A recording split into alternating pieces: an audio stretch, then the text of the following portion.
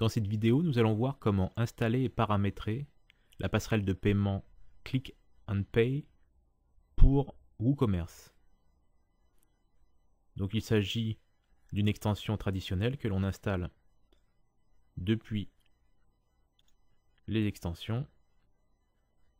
Donc vous transférez en fait l'extension dans le répertoire plugin de WordPress et vous activez votre extension WooCommerce Click and Pay Gateway.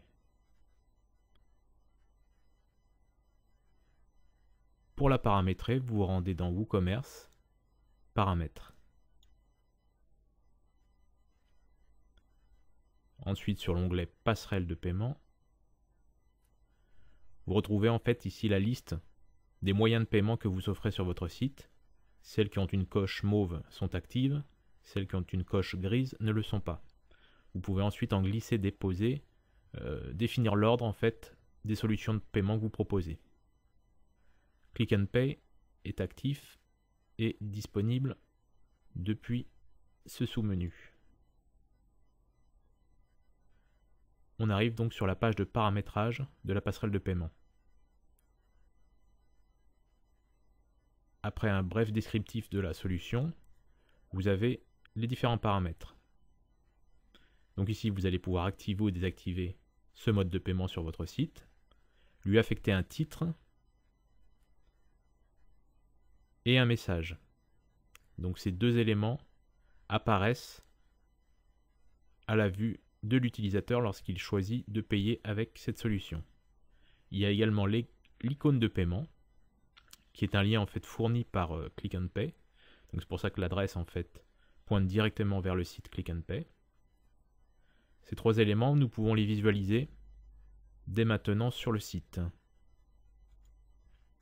Donc voilà une boutique de test sur laquelle j'ajoute un produit au panier. Je demande à voir mon panier. Je procède à la commande. Donc là, je suis déjà identifié. Et quand je me rends en bas de page, je constate qu'il y a effectivement une ligne correspondant à un paiement Click and Pay. Donc avec le texte correspondant au titre, le logo Click and Pay. Si je clique pour sélectionner le mode de paiement, une fenêtre s'ouvre en dessous pour afficher le texte complémentaire qui a donc pour but de rassurer l'utilisateur sur le mode de paiement qu'il va choisir. Donc les paramètres correspondent bien au titre présent ici, que vous pouvez changer si vous le souhaitez, à la description et au logo qui sera présenté sur la page de paiement. On retrouve ensuite l'identifiant marchand, qui vous est fourni également par Click and Pay, qu'il faut renseigner donc dans ce champ. L'URL, donc l'adresse de connexion depuis votre site vers le site Click and Pay, lorsqu'un client souhaite effectuer sa commande et payer avec cette solution. Alors il y a deux adresses différentes. Il y en a une en mode production, c'est celle qui est actuellement paramétrée, qui est donc avec un /paiement/ et une autre en phase de test qui contient en fait paiement test /. Alors paramétrer l'URL à cet endroit n'est pas suffisant pour pouvoir passer d'un mode à l'autre, puisqu'en fait il faut également sélectionner le mode test ou production sur le back-office de Click and Pay. Donc nous allons le voir juste après la présentation des paramètres de la passerelle de paiement sur WordPress. Après l'URL, vous avez éventuellement donc un fichier de log qui vous permet de stocker en retour de Click and Pay les différents paramètres qui vous ont été renvoyés. Donc ça permet parfois de débugger certaines situations. Donc c'est facultatif, si vous ne renseignez rien dans ce champ, il n'y aura pas de log. Si vous renseignez en fait un fichier de type texte qui sera présent dans un dossier disponible en écriture, vous aurez les informations qui viendront alimenter ce fichier. Vous avez enfin un paramètre debug qui permet d'afficher des paramètres à ne pas utiliser en production, mais en mode test, vous allez pouvoir visualiser les éléments qui seront envoyés en particulier au serveur Click and Pay. pour terminer, sont renseignées des informations qui vous permettent de connaître l'emplacement de votre installation de WordPress. Donc c'est un lien absolu depuis le serveur d'hébergement et également donc la racine d'hébergement, ce qui permet parfois de placer en fait des fichiers qui ne seront pas accessibles depuis HTTP. Tout ce qui va être dans le public HTML sera accessible. Par contre, si vous remontez d'un cran, vous retrouverez en fait un dossier qui ne sera pas accessible. C'est en particulier ce que l'on a utilisé pour les logs. Nous sommes directement en fait à la racine de l'hébergement, ce qui nous garantit en fait que personne ne pourra accéder par HTTP au fichier de log. Lorsque vous modifiez ce fichier, ce paramétrage, vous cliquez sur enregistrer les changements pour qu'ils soient pris en compte. Les paramètres ont bien été enregistrés. Donc une fois que vous avez installé votre extension, vous l'avez paramétrée, vous pouvez vous rendre sur votre compte marchand Click and Pay pour effectuer d'autres paramétrages. Donc je change d'onglet. Me voilà donc sur le back-office Click and Pay. Donc ce qui va nous intéresser pour faire fonctionner la passerelle de paiement WooCommerce, c'est paramétrage du compte. On retrouve ici le passage possible de test à production et de production à test. Donc si je clique, on va constater que je suis en mode production, que je peux repasser en mode test. Donc bien sûr, vous faites tous les tests de paiement en mode test, et lorsque vous pensez que tout est opérationnel, vous passez en mode production. Si jamais il y aurait à nouveau un problème sur la production, vous pourrez rebasculer sur du mode test.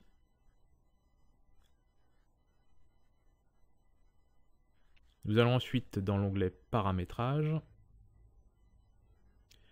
sur lequel on va retrouver deux champs très importants que vous devez absolument renseigner pour faire fonctionner la solution.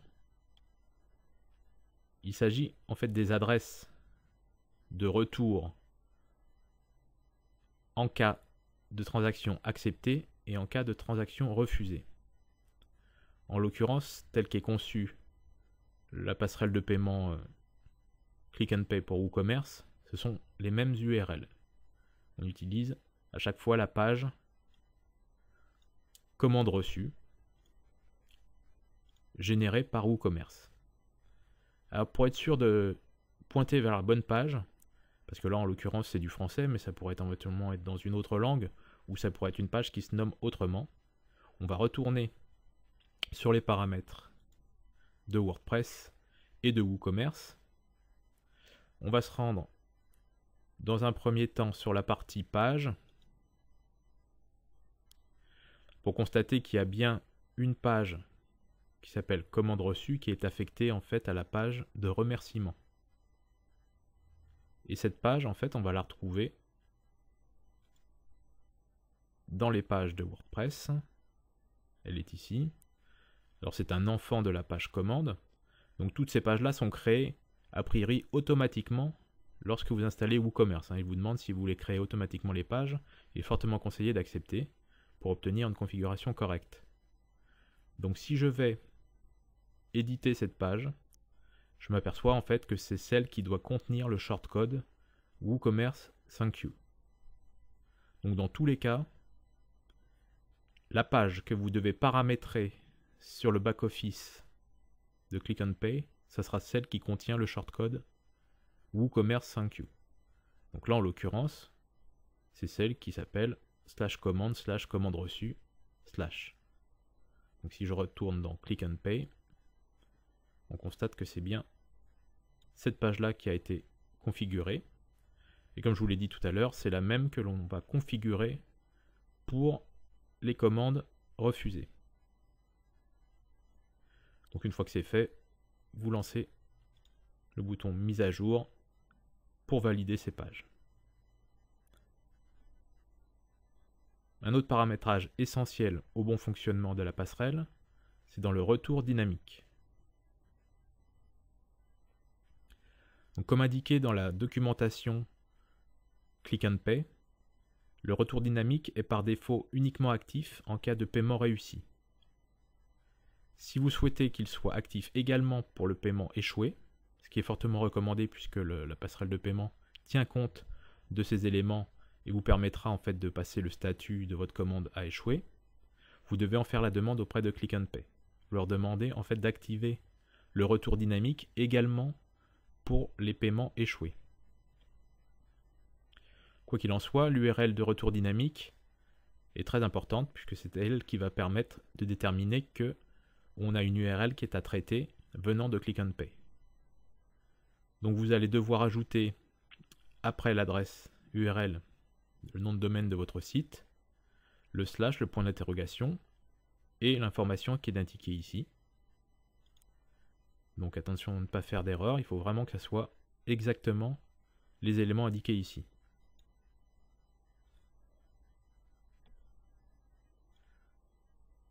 Concernant les informations retournées, je vous conseille en fait de cocher tous les paramètres.